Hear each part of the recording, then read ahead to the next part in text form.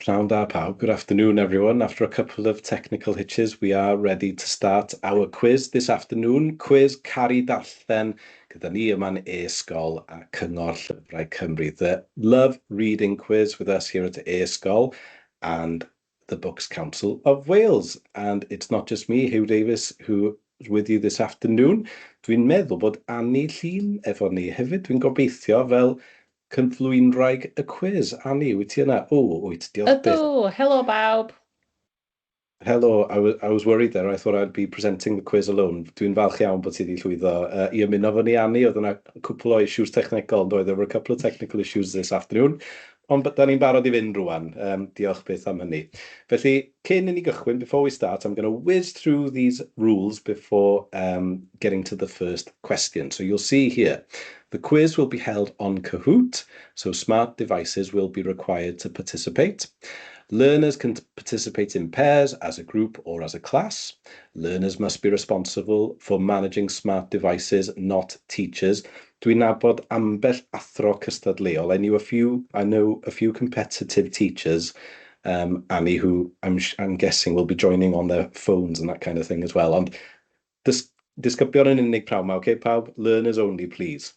And if you are in the top 3 at the end of the quiz, send a picture of the winners to hugh.davis@esgol.cymru with the name of the class and school. Mae na wobr i'r lle cynta. There is a prize for first place. I think it's a £50 voucher. Ydw i'n iawn, Annie? Wyt ti wedi deall hynny? Ie, ydy, £50 voucher. Fantastic. Fantastic, ydy. I wario'r lyfrau yn amlwg ydy, to spend on books. A oes gen ti rhywbeth hoffa ti ddeud cyn i ni gychwyn, Annie? Wel, dim ond bod hwn yn quiz arbennig. This is a very special quiz because we're celebrating 50th anniversary of the Tir na Nog Awards, Gwobrau Tir na Nog. I don't know if you've seen a few books with stickers with Tir na Nog prices on them. For 50 years now in Wales, we've been celebrating books, llyfrau, books for children and young people. And we've been doing the Tir na Nog Awards for 50 years, celebrating authors and illustrators. And there are 3 prizes, awards given by a judging panel, but there is also a reader's choice where children of Wales choose their winner as well. And we've been doing it, the Book Council of Wales, Cyngor Llyfrau Cymru, is responsible for these awards, and they're really excited this year to celebrate 50 years. 50 years, that's older than me. It's probably older than your mum and dad's. Felly, anhygoel, it's quite amazing that they've been doing it, and to write as well, because kids' books are amazing. They're the best kind of books. Well, I think, anyway, because I write a lot of kids' book. I've got a few here. I wanted to show you a few of my books. Sio dangos chydig bach o'r rhai fi. I've written a book about superhero sea creatures, a book about things that get lost, become alive, books about, a book about a girl she's around 14 years old. She's a learner like you in school, but she's a spy. So I enjoy books, you see. But I've never won a Tir na Nog Gwobr award. So maybe one year, or everybody please cross your fingers, one year I'll win a Gwobr Tir na Nog, because it's such a wonderful prize. Now then, today's quiz celebrates readings, and the winning school, as Hugh said, will receive a book voucher worth £50. So great, felly pob lwc pawb, and pob lwc to me as well, because I've never done a Cahoot quiz, felly pob lwc I fi hefyd. Fydde di'n iawn, we'll be fine. We'll get through it, I'm sure, and everyone will enjoy. Ti'n gwybod be, nes I ddim gweld y cloriau fanna. I didn't see the covers of the books, because the fuzz on the screen, yeah, it's so effective. So, there we are. Yeah, so if you want to see them again, diolch yn fawr. That's another. I've got kids of my own, and they've stolen a few of my books, so I can't find all of them. You see that? Yeah, there we are. Chwedlau'r Pysgod, yeah. Chwedlau'r Pysgod. Diolch yn fawr iawn. Right, well, we'll get cracking now in a little while. I'll give you maybe another 30 seconds, just in case you haven't had a chance to join the quiz. As you've seen, I'm sure everyone's aware by now, we like a Kahoot quiz at e-sgol, don't we? But it's www.kahoot.it. You can use the game pin 6086005 608 6005. Mae'r cod yn y chat hefyd. The code is also in the chat, just in case we get started and you haven't had a chance to use it. Neu fedrwch chi ddefnyddio'r cod QR. You can use the QR code, of course. Felly, gan bod na 268 ohonon ni'n barod I chwarae, 268 devices registered so far, we'll get started, I think. Felly, ffwrdd â ni. Annie, dwi'n meddwl mae rownd cyffredinol sydd gennym ni gyntaf, ie? Okay, rownd cyffredinol, general knowledge about books, obviously. General knowledge about books. Felly, so, quiz, Caru, Darllen. Pan wasgai i'r botwm next mae rwan, when I press this next button, the first question will appear. Felly, da ni'n barod I fynd, Annie? Hapus? Okay, hapus, barod I fynd? Wych, reit te, ffwrdd â ni. Okay, which book publisher's logo is this? Oh. It's coming slowly. Is it Firefly, do you think, or Atebol? Firefly or Atebol? Which book publisher's logo is this? 5 seconds. Get your answers in. Oh, fabulous. Obviously, Firefly. We saw a firefly in the logo, didn't we? Da iawn, pawb. Gwych.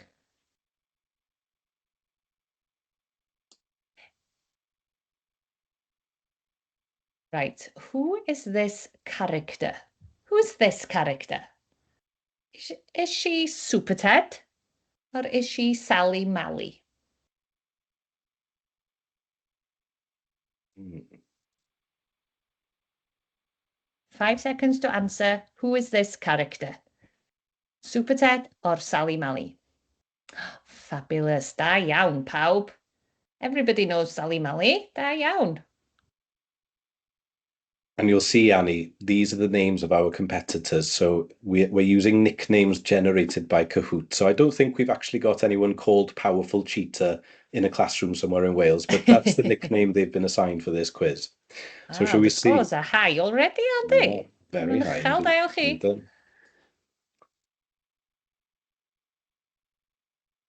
What birthday is Tir Nanog Awards celebrating this year? Are they celebrating their 50th anniversary or 100? 50, but is Tir Nanog 50 years old or 100 years old?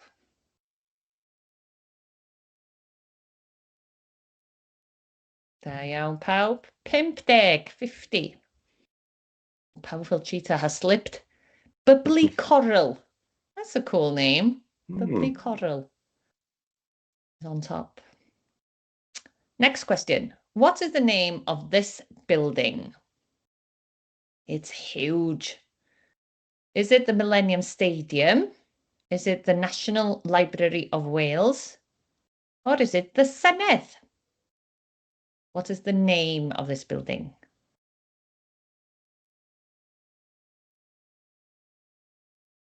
Da iawn. That was quite hard.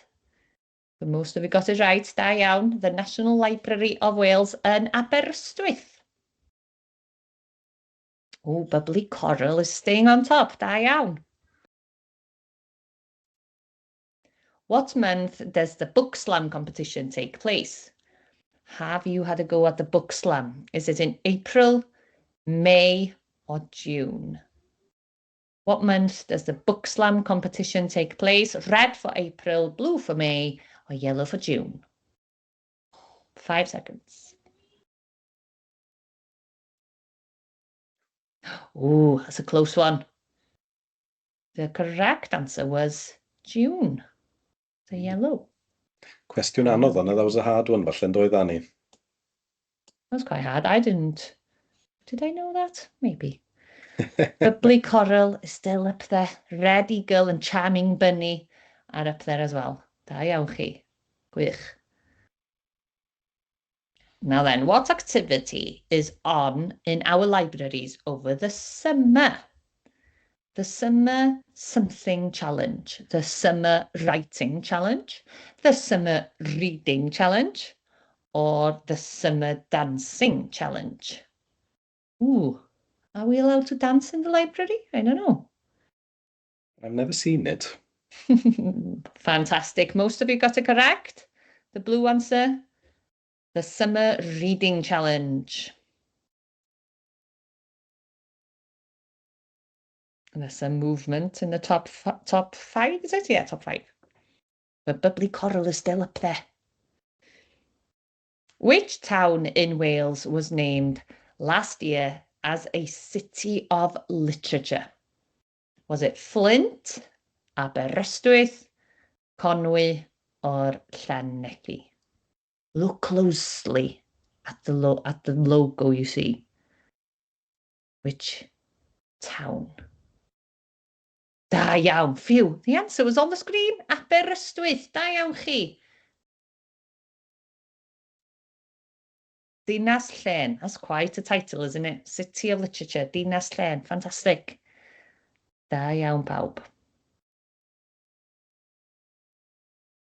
What would you call a description of a book that appears on the back cover? What do we call this little bit at the back? Do we call it writing, blurb, or contents?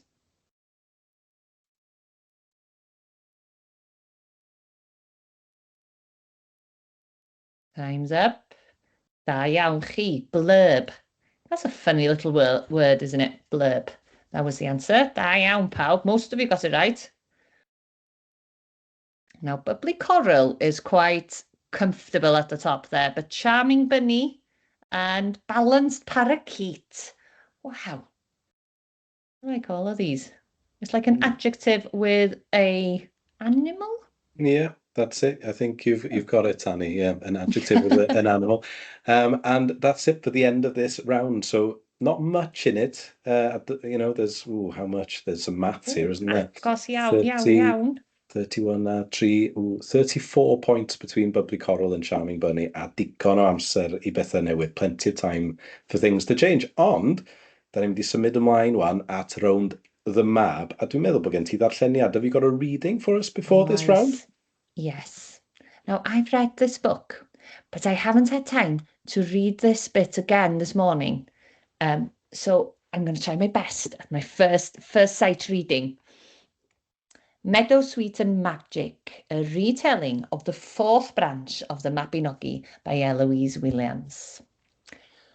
Once, when wolves roamed the wild and the wild ruled people's lives, there was a man called Lleu. Lleu's name rhymed with grey, and his mood matched the colour, so it suited him perfectly. Lleu lived in a huge castle by himself and his mother had put a curse on him, so he could never be married. Because of this, Lleu was lonely. When rain fell, he remarked on it to his speckled reflection in puddles. On sunny days, he played hide and seek with his shadow. As dawn broke, he watched the birds fly over him in pairs, or groups, or flocks, and, as murders of crows brought the night in, he watched the bats flitting this way and that through a sky patterned with stars. One morning, having had a particularly boring conversation with his face in the bowl of a spoon, Lleu went outside and lay down in a field of beautiful buttercups. Ah, me, he wailed, letting tears run sideways from his eyes. I am so very sad. He wept, then sobbed, then bawled. I wish you could bring me a friend, he whispered to the buttercups. But the buttercups didn't say anything, mainly because they were buttercups. They just nodded their heads thoughtfully in the breeze. Soon, distracted by a passing pigeon, Lleu stood up and got on with his day. In this ancient wild, there is magic living in the belly of the earth and listening. As Lleu's footstep went in one direction, his wish was carried in the other. Deep into the soil it went, passed from root to root. It wriggled its way through the mountains and caves of the north, cascaded over waterfalls and streams' edges and babbling brooks. Eventually, sucked up through the heart of the trees, it whispered through the leaves of the forest when the wizard Gwydion was practicing alchemy, turning sea spray spindrift to gold. Being a powerful wizard with magic at his fingertips and a gap in his hectic schedule, he travelled to Lleu immediately to get things sorted out. Lleu, what is it? Lleu stopped, mid-game of solo jousting. I'm so lonely. I need someone to keep me company. How come I can't get married? Why would my mother curse me so? Let's have a look. Holding his staff aloft, Gwydion stirred the clouds, pulling them into pictures which only he could read. It's a very clever curse, but I found a loophole. He popped a hole in a low-lying cloud, then returned it to the wind. I will make you a wife, not of this earth, as long as you are absolutely sure that's what you definitely want. I am. What could possibly go wrong? With bewitching words, Gwydion conjured flowers from thin air, and soon floral perfumes of broom and gorse, cherry blossom and bluebells, oak and meadowsweet swirled, and their petals scattered the landscape. As the spell settled, a woman made of flowers appeared. Her hair drifted like a field of wild flowers in a gentle breeze. Her eyes sparkled and green of new shoots of spring. And the heady scent of the 1,000 blooms kissed the air round her. Hello, my name is Lleu, which rhymes with grey. What's yours? Hello, my name is Blodeuwedd, which means flower face, and doesn't rhyme with much at all. I could call you Blod, Lleu suggested. Blod rhymes with cod. Blodeuwedd looked at Lleu and narrowed her eyes. I wouldn't if I were you, she said. Now, what am I doing here? You're here to be my wife. Blodeuwedd rapidly took in her new human form and her potential husband. She didn't much like what she saw. No thanks. But try hard as she might to turn herself back into flowers, she could not, and her flesh remained intact and her face sulking. Welcome to your new life! Lleu opened his arms wide as if he owned the world. But I was happy with my life before. And you will be even happier in this one. Lleu danced a merry jig, thinking himself very clever and not worrying about Blodeuwedd's wishes at all. You will live in my castle, and you shall have opals and riches, gowns of silks and blues, and anything you could ever want. I want to go back to being a flower. And there we are. Blodeuwedd's story. The start of it, at least.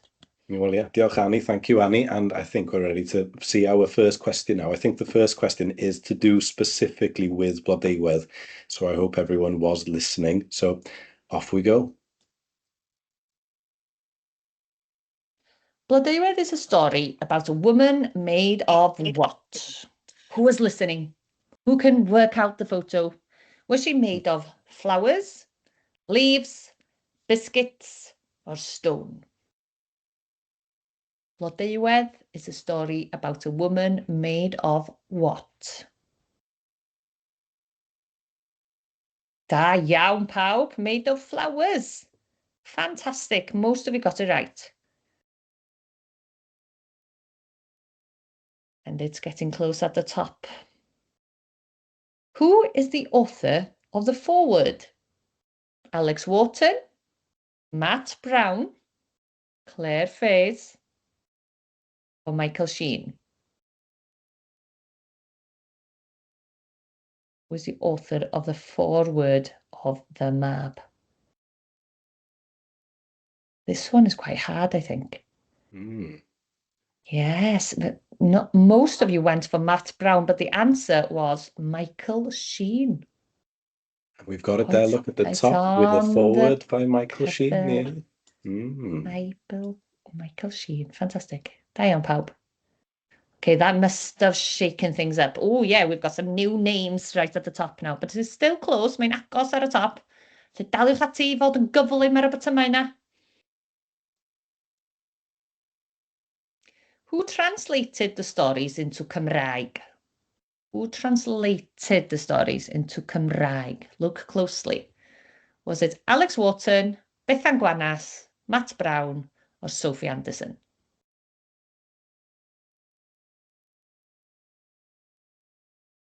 I think you've got to be detectives for this question again, Annie.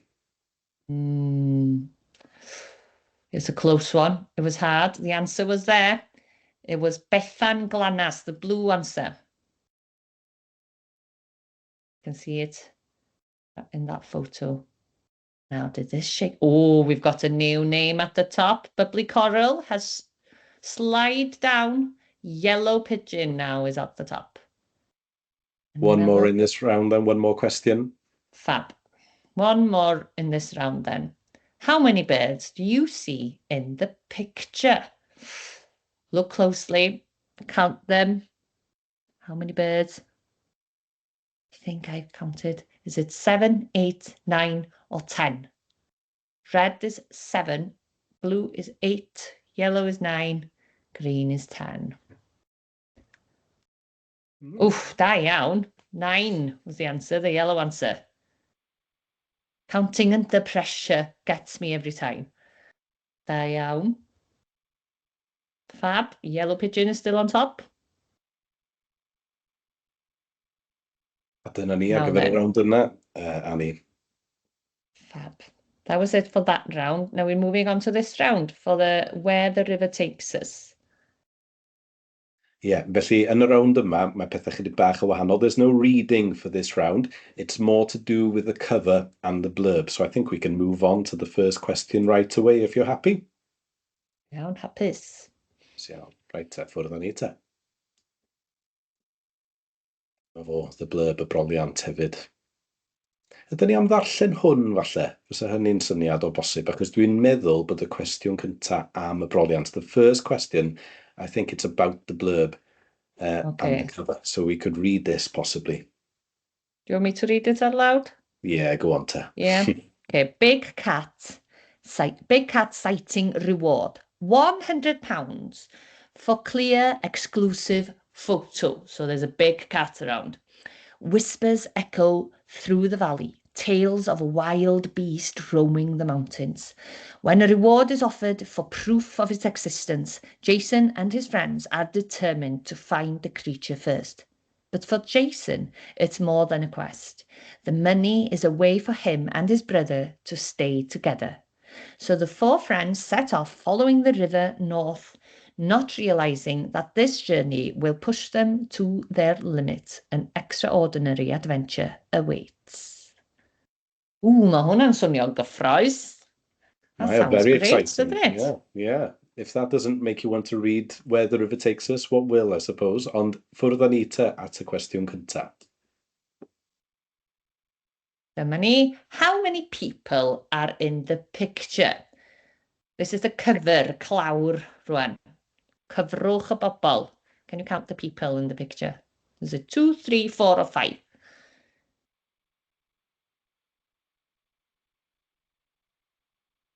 5 seconds. Get your answers in. Da iawn. O, da iawn.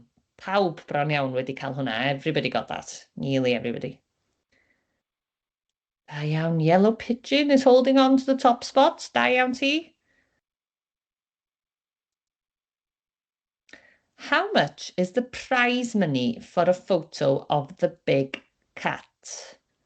How much is the prize money? Did you hear me say it, or can you look closely and read the blurb for yourself? £50, £100, 150 or 200? Da iawn. It was the blue answer. Cant pint, £100. Oh, what we would do with the £100. Gwych. Da iawn chi.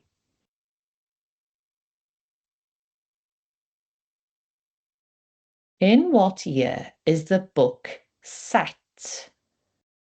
Now then, I didn't read this bit. I didn't go as far as that. So look closely. Look at the photo. Can you see a year?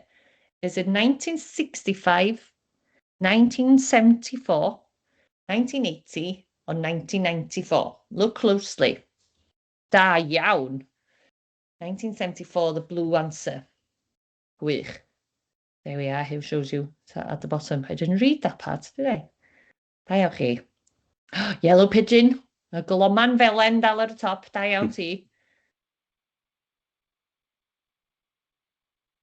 What is the main character's name? The main character. I definitely said this. Richie, Jinx, Jason, or Catherine. Maybe we've got a Richie and a Jinx and a Jason and a Catherine in the quiz. Falle. Which one is in the book, the main character? Da iawn chi. You're great listeners, or you're very good at reading quickly. Da iawn chi, Jason. The answer is the movement on the top. Yellow Pigeon, Space Badger, and Excited Bunny are still in the top 3. Da iawn chi.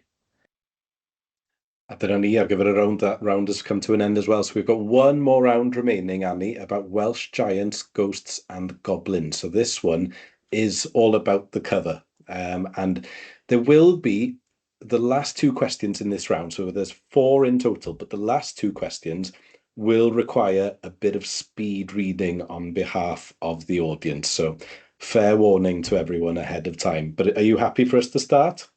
Yeah, give them 2 seconds. Look at the cover now. Stare at it. What do you see? Name a few things. Count a few things. Okay, let's go. Okay. How many mushrooms can you see in the cover? How many mushrooms? Oh, man bach. Okay, is it 1, 2, 3, or 4? How many mushrooms? I think I see them. They're a bit wonky. 1, 2, 3 or 4 mushrooms. How much? How many? There we are. 3. Da iawn.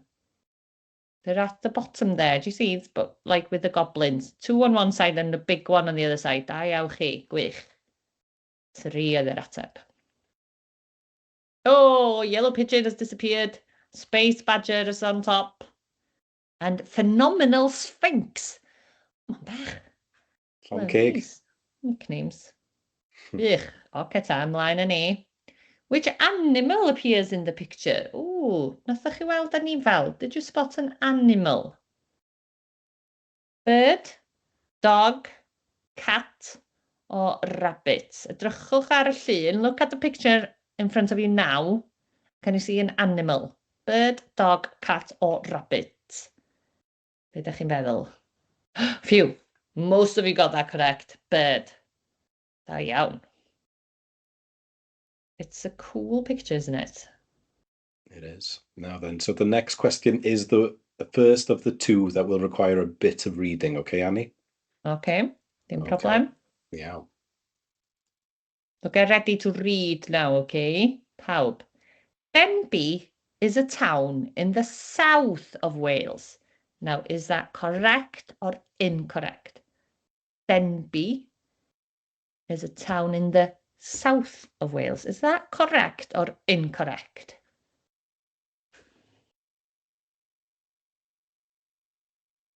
The answer is in the first sentence.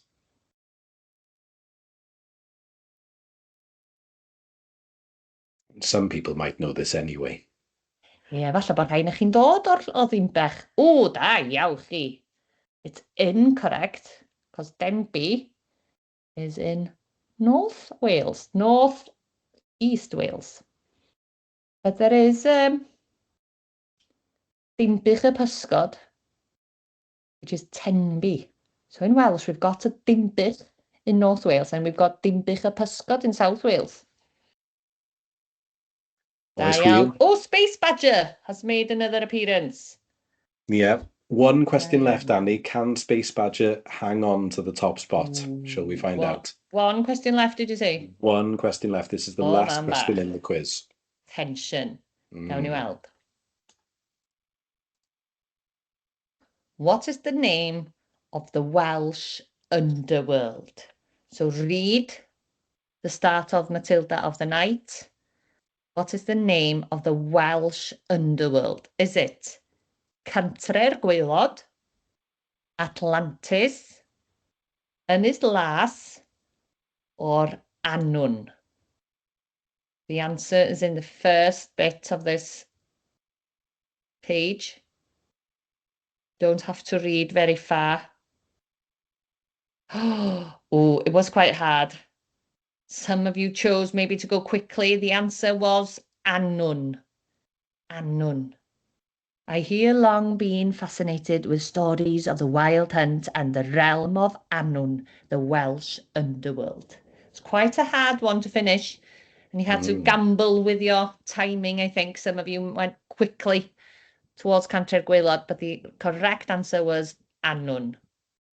Shall we find out if Space Badger kept their place at the top of the podium then? Bit of a drum roll. Yeah, here we go. Who's on top? Oh, in third place, Funny Mandrill. Da iawn ti. Then it's imaginative puffin, and then the winner, yr enillydd, Amazing Yak. The Amazing Yak. Oh, what was it? Space Bunny was in fourth place. Space Badger, yeah. Space Badger was in fourth place. Ond da iawn, Amazing Yak, you are the winner. Llongyfarchiadau, fab. You're a penguin with pancakes on your head, but you're called Amazing Yak. I like it. It's very random. Gwahanol. Da iawn chi, oedd hwnna'n wych. Oedd o'n eitha anodd hefyd. It was quite hard. It was eitha anodd. Oedd wir. Ond cofiwch, os mae chi ydi Amazing Yak, if you have got the Amazing Yak in your class teachers, please do let us know if who they are, so that we can pass on that information to the Books Council of Wales, Cyngor Llyfrau Cymru, mwyn I chi dderbyn eich gwobr. Felly, dyna ni, Annie. Da ni wedi cyrraedd diwedd y quiz. We've reached the end of the quiz. Diolch yn fawr iawn I ti am ddod I gyflwyno heddiw. Os na unrhyw beth fysa ti'n hoffi deud cyn I ni ffarwelio? Well, the Book Council of Wales has asked me to remind everyone, really, that there's reading challenges over the summer. And for the teachers as well, there is an opportunity to receive a pack of this year's shortlisted books for the Tir na Nog award. And you can register to take part in the Tir na Nog shadowing scheme, which also offers the opportunity for children to vote in the Reader's Choice category. And there's a reading challenge as well, celebrating the 50th anniversary of Gwobr Tir na Nog. So please, teachers, get in touch with Cyngor Llyfrau Cymru, with the Book Council of Wales, or with who can give you the information as well. But gwych, da iawn chi. Oh, I see, dosbarth, did I see dosbarth in Gogarth? I think I saw. Fantastic. A message there saying they're very excited. Oh, that's great. Well, diolch yn fawr iawn. That was fun. I want to do it every day. Da iawn. Yeah, wir. Dosbarth Gogarth Ysgol San Siôr, Llongyfarchiadau. Congratulations to you. We'll be in touch. Ond, yeah, diolch yn fawr iawn, Annie. Thank you very much again for coming to present the quiz. A nhw'n ni weld pawb eto gobeithio yn yr benod nesaf o Cwis Cymru pryd bynnag fydd hynny. Felly, hwyl fawr am y tro. Hwyl fawr, diolch o galon, hwyl fawr pawb.